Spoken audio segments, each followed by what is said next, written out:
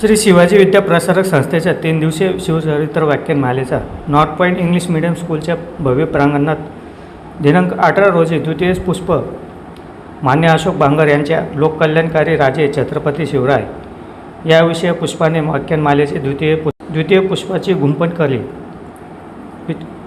केली। या प्रसंगी अध्यक्षस्थानी संस्थेचे चेअरमन धुळे ग्रामीणचे माजी आमदार कुणाल बाबा रोहिदास पाटील तसेच उपाध्यक्ष डॉक्टर एस.टी. पाटील यांनी सन्मानित केले। तर प्रमुख अतिथी म्हणून जिल्हा पोलीस अधीक्षक मान्य श्री श्रीकांतजी देवरे, अप्पर पोलीस अधीक्षक मान्य अजय देवरे यांची उपस्थिती होती। या प्रारंभी मान्यवरांच्या शुभ हस्ते छत्रपती शिवाजी महाराजांच्या प्रतिमा पूजन माल्यार्पण करून अभिवादन करण्यात आले। या शिवचरित्र व्याख्यानमालेचा आस्वाद घेण्यासाठी ज्येष्ठ तरुण तरुणी माता भगिनी विद्यार्थी मोठ्या संख्येने या प्रसंगी उपस्थित होते। राजे तुमच्या सावलीला सूर्यही झाकला असता, पाहून पराक्रम तुमचा मुजऱ्यासाठी चंद्रही वाकला असता।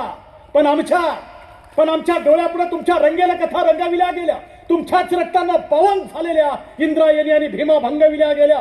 राजा आम्ही तुमच्या रक्ताचे असून सुद्धा आम्ही फितुरांचा जयघोष केला, तुम्ही मातीसाठी मरून सुद्धा आम्ही तुम्हालाच दोष दिला।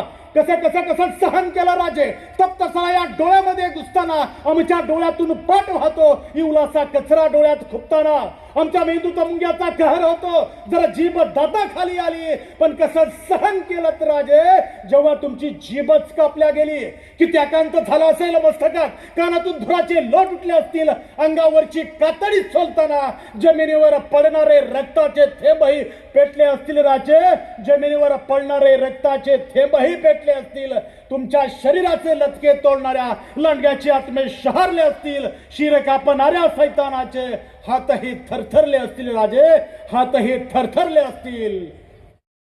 महाराष्ट्राच्या मातीमध्ये केलेला ज्वलाल आणि तुमच्या आमच्या स्वाभिमानाचा इतिहास जर जागा करायचा असेल तर कमीत कमी 700 वर्ष आम्हाला पाठीमागे जावं लागतं। विचार करा, छत्रपती शिवाजी महाराजांच्या अगोदर या महाराष्ट्रामध्ये अनेक संतांनी, महंतांनी, शाहिरांनी, एवढाच नाही शिल्पकारांनी, कलाकारांनी, कवींनी कैलास उभा केला।